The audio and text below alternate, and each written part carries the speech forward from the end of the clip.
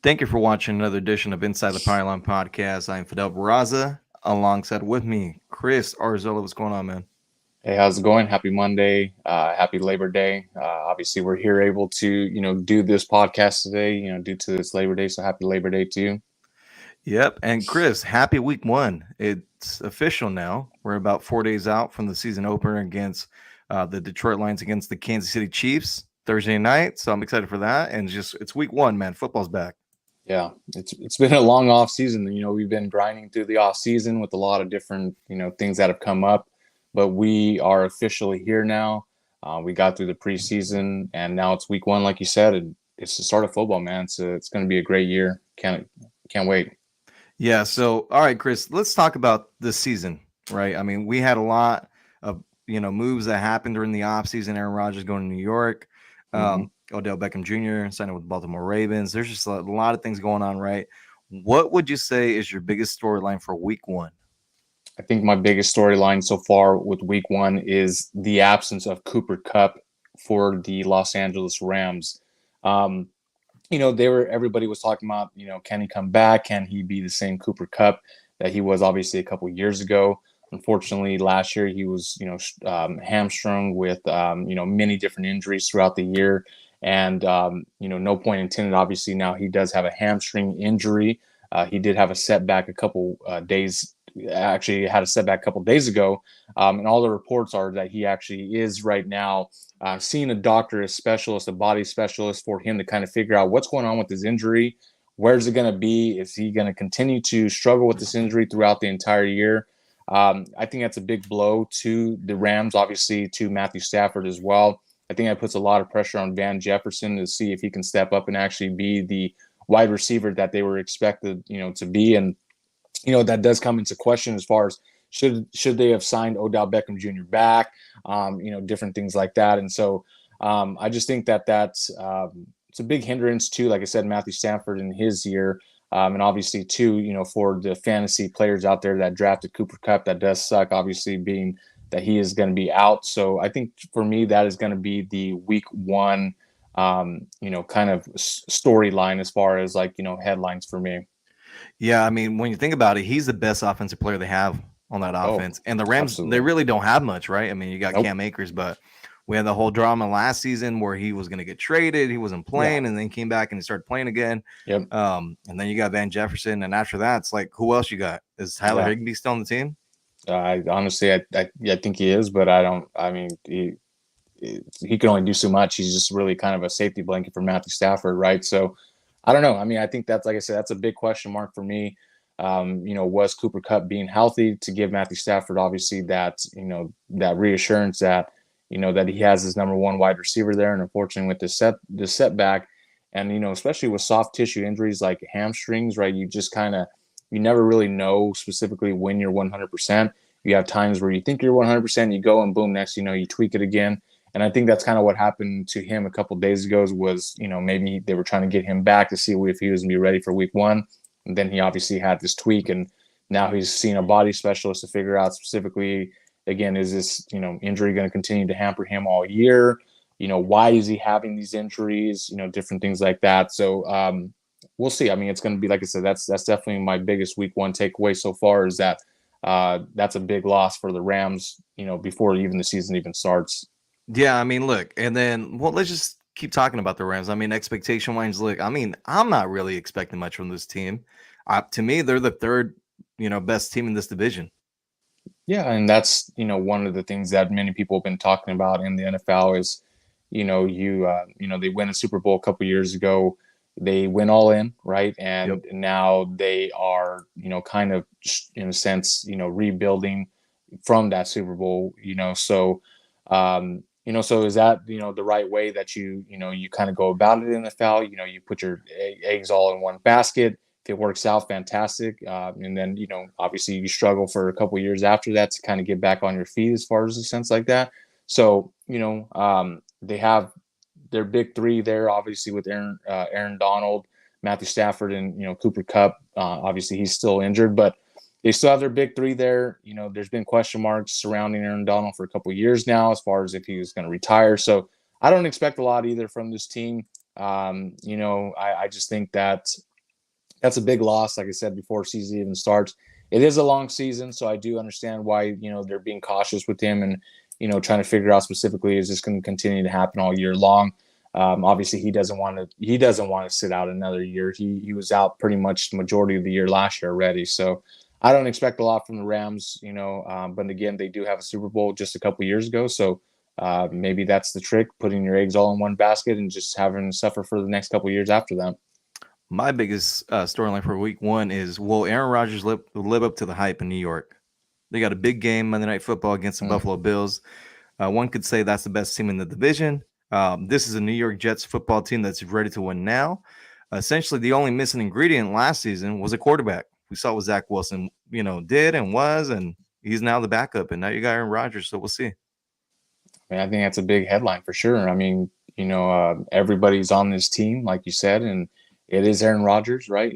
This is a first ballot Hall of Famer. So the fact that they brought him in, and man, I'm not gonna lie to you, the Jets are stacked in every position. Looking up and down the roster, great, running backs, wide receivers. I guess the only question mark so far has been the offensive line, and I think they will get that I think they will get that squared away throughout the season, whether it's moving people around or obviously with the offensive scheme to get the ball maybe out a little bit quicker. But I like this team a lot. Yeah, and we're gonna find out how they're gonna be able to handle that pressure week one, because they're going against the Bills defense that's really good.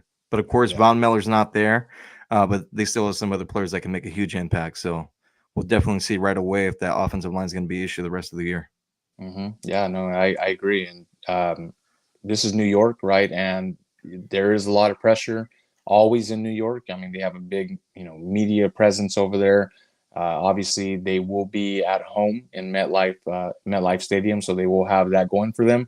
Uh, we'll see. We'll see. Can he handle the pressure? I think he absolutely can. I mean, again, this is a first ballot Hall of Famer. He went there for a reason. I think he can handle the pressure for sure. Chris, just looking at the schedule, I mean, there's a lot of interesting matchups week one. What would you say is your matchup that you're most looking forward to? The Packers and Bears, right? Very, very different, right? A lot of people are probably expecting something different to come out of me, but um, I think there's a couple of things there. We have two quarterbacks that have a lot of question marks. Obviously, Love taking over for Rodgers. What is that going to look like? What is that going to look like? Everybody's been trying to figure that out for some years now. Again, I said this a couple months back. He's like the Loch Ness monster, right? There's like hardly any video on this guy. You don't really know what he's going to be. So I think, to be able to see him in action finally week one, this is his team.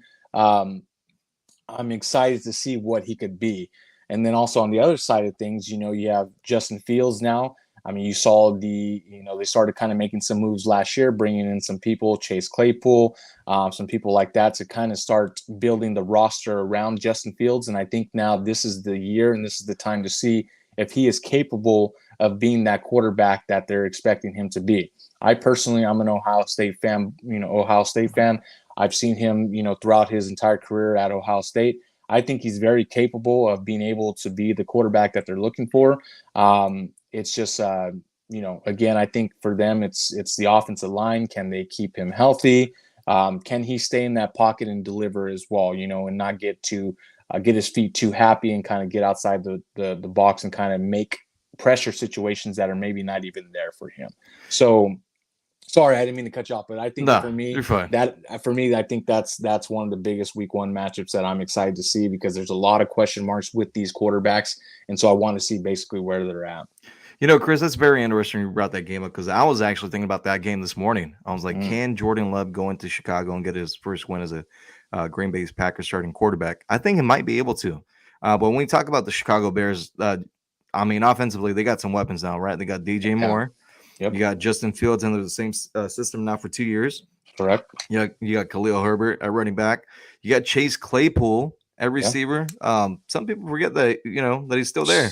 Correct. Don't forget about that guy, because that's a big target. That's a big boy. And I mean, you saw what he did when his first year with the Pittsburgh Steelers, when I think that was Ben's last year. So he has what it takes to for sure be a high end number 2 wide receiver. Again, I think it's just can Justin Fields step up and be the quarterback that everyone's expecting him to be?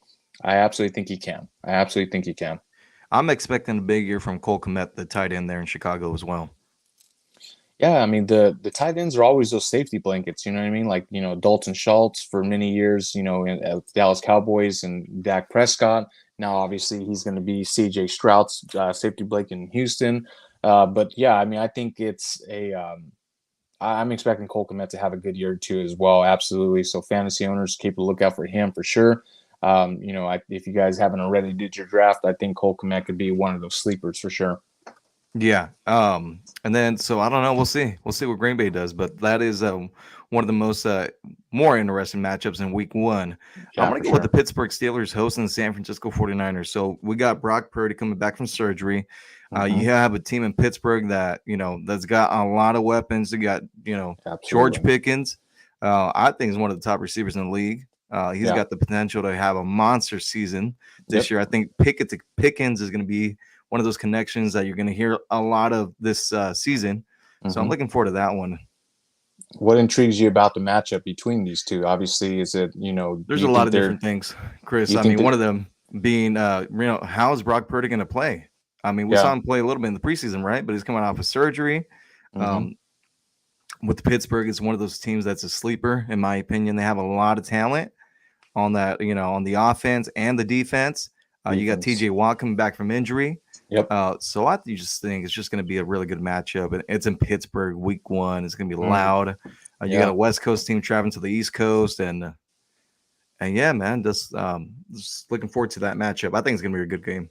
Great points for sure. No, I think you have a lot of great points there. Do you think this could be a matchup that can end up in an upset, do you think? Or is this something that you're kind of just intriguing just because of all those different things that you kind of mentioned?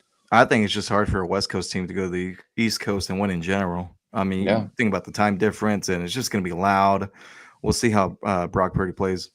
Yeah. I mean, Mike Tomlin too, obviously he's that guy, you know what I mean? He's that coach. And their So hype, Chris. I yeah, mean, you think about it last year, they had some struggles, but towards the end of the year, they started winning some football games. they did. They did. And Kenny Pickett did, he did step up, and obviously, show what he is capable of. And um, yeah, I mean, I don't think he's going to be a top 10 quarterback by any means, but I think he has the opportunity to be a top 15 quarterback, and for sure, I think that connection with Pickens is going to be a great one throughout the entire year. So yeah, I mean, I think as long as they can establish the run, Najee Harrison, and I believe what's his name, Jalen Warren, right, with them too in the backfield as well, if they can establish that run on that.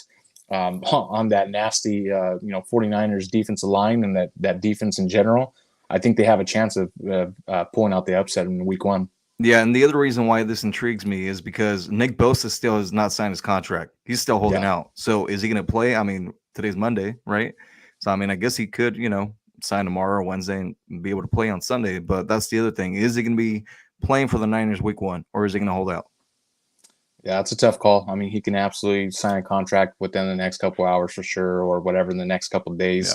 Yeah. But obviously, that guy is that's the heart of the defense right there for sure. Is Nick Bosa and obviously Fred Warren as well. But um, he's yeah. I mean that dude is him. You know what I mean? So Yeah. so Nick Bosa for sure. That's a kind of a big loss to start off the year for sure. I would say for the Niners. They do have a ton of other people, as far as on the defensive line and on the defense in general. But again, that's the engine right there for sure on the defensive end or defensive side of things for the 49ers. So um, will he be holding out? I don't know.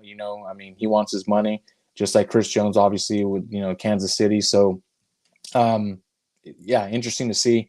But I don't know. I don't know if one player makes the biggest difference, but I know he makes a No, huge he difference. makes a huge Yeah, difference, Chris, I on know he that makes a huge defense. difference is putting that pressure on Pickens, or excuse me, on George, on On Kenny Kenny Pickett. Pickett. Yep. Yeah, right. You got Pickens, Pickett. You know what I mean? Yeah. So yeah, with Kenny Pickett. So yeah, I mean, making Kenny Pickett feel uncomfortable in the pocket is something obviously that it's gonna, um, it could lead to obviously some interceptions and some turnovers. So I don't know. We'll see what happens. But I mean, like I said, if the Pittsburgh Steelers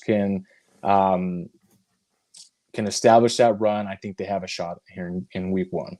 Yep. All right, Chris. So before week one kicks off, let's predict the awards this season. Cool. Let's start off with the offensive rookie of the year. Who do you got? Offensive rookie of the year. I mean, it's for me, it's Bijan Robinson. I mean, I think that that man, as long as he gets the carries that they're expecting and the workload that they're expecting to give him, I do not see why he doesn't come out and immediately put up 1,100, 1,200 rushing yards this year immediately. Yep, I got the same Bijan Robinson. I think he's poised for a big season for the Atlanta Falcons, Yep. and he's going to be one of the reasons why this team is going to be in the nick of things at the end of the year. Yeah. No, I agree. I mean, a lot of people like the Falcons, and to be honest with you, I like the Falcons too. I mean, I like everything that they kind of did, and Bijan Robinson, he is, like I said, he's that workhorse. As long as they give him the looks and the carries, I expect him to have a fantastic year. Defensive rookie of the year. It's no question for me. Jalen Carter, man, that guy. After I saw what he was doing, in the preseason, it immediately made me feel like, oh man, like this guy's gonna have a fantastic rookie year, and as long as he can stay healthy and stay out of trouble, he's gonna have a great career. He's in the right setting with the Eagles, surrounded by a lot of his old teammates, surrounded by a lot of presence that are, been in the NFL for many years. And that guy's just a natural talent in general. And again, like I said, as long as he can work hard, stay healthy, stay out of trouble, he's for sure my defensive rookie of the year this year for sure. Well, Chris, I'm going to sound like a broken record because I have Jalen Carter as well. I think he's going to make a huge impact on this defense. And when you think about it, he is in the right situation. You got a team that just Yep. went to the Super Bowl, right? Yep. So they have a really good team. They got a good coach. He's just in a good place. I like Jalen Carter on this Yeah. defensive line for the Eagles.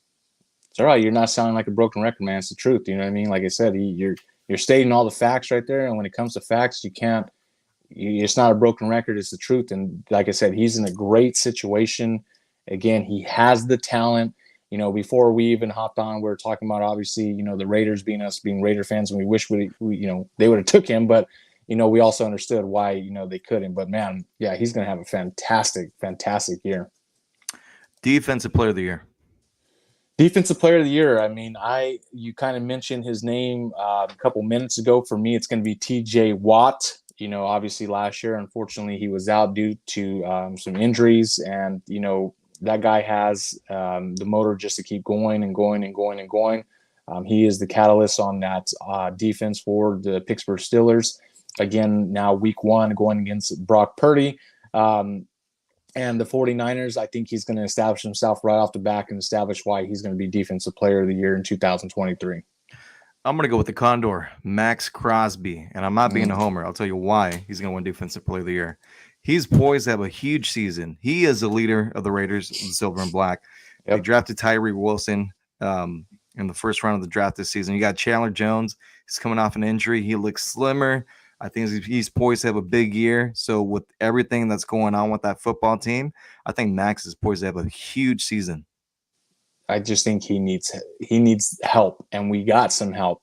And so as long as he has that help, that kind of frees him up to be on those one-on-one situations and not be double teamed. And if you're going to put Max Crosby on a one-on-one situation, more than likely he's going to beat that person more times than not. So yeah, that's a great pick for sure. Chris, and he just keeps getting better and better and better every year. So yeah, your Defensive Player of the Year, Max Crosby, in my opinion. Mm-hmm. Offensive Player of the Year.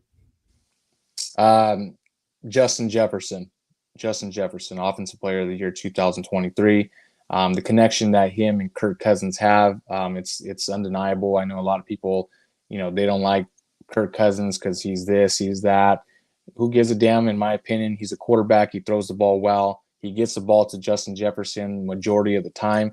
And because of that, Justin Jefferson is going to reap the benefits of that. And he's going to be the Offensive Player of the Year this year. And, again, talking about someone that continues to get better and better and better. This guy continues to get better and better and better every single year.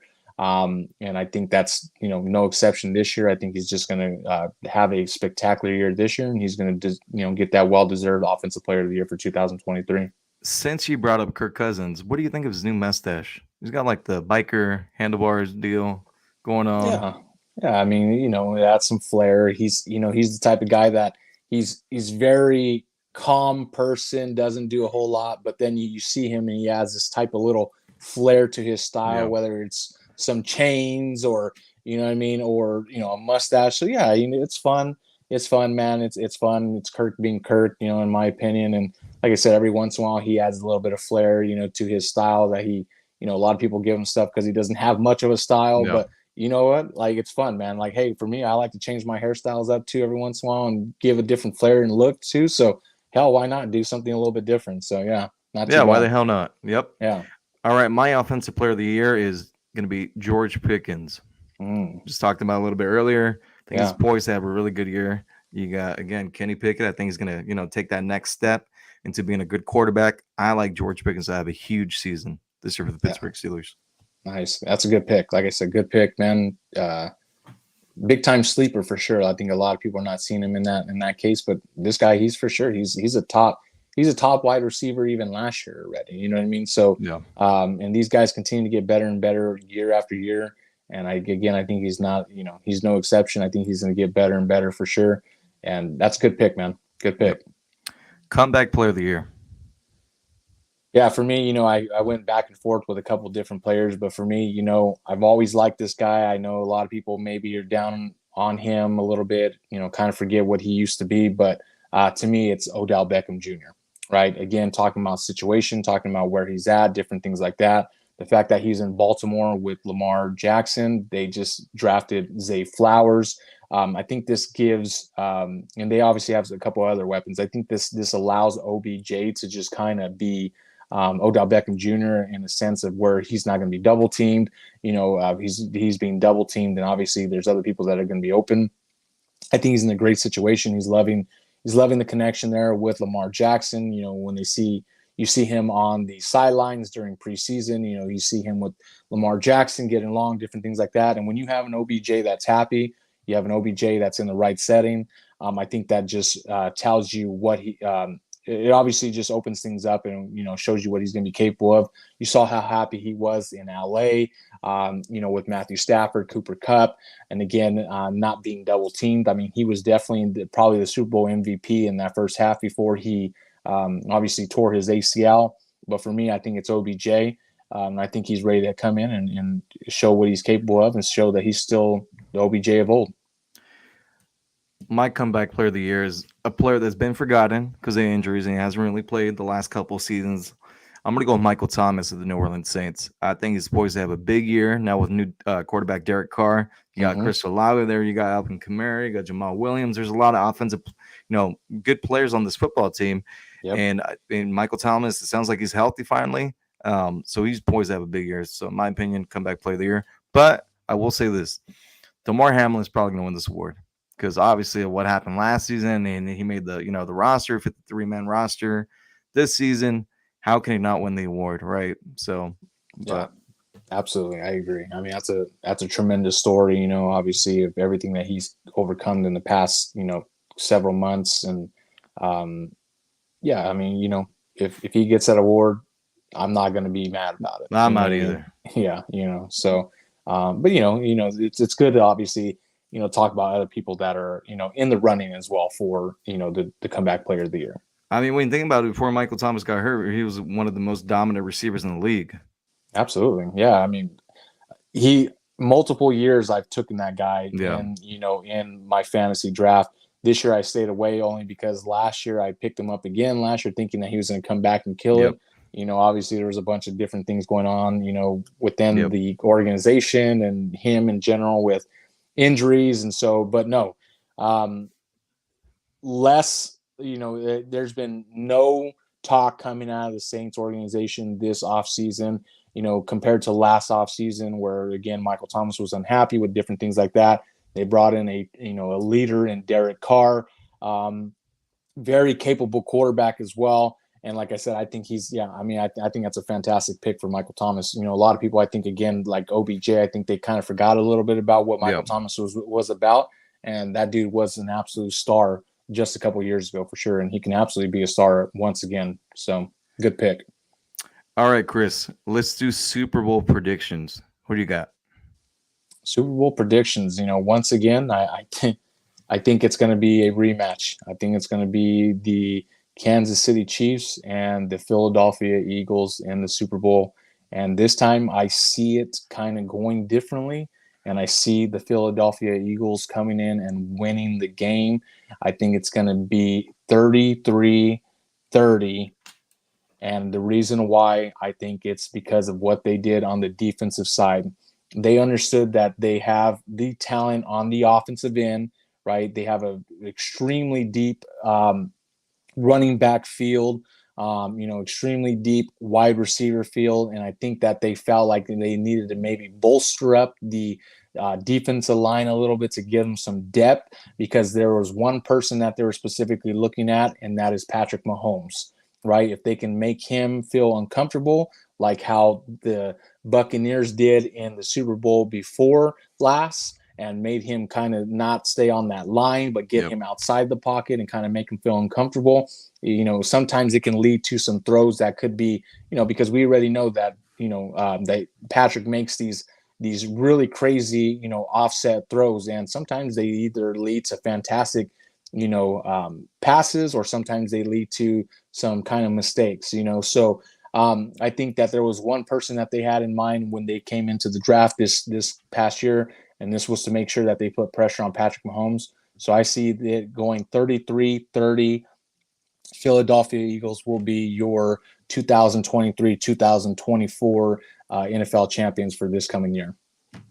All right.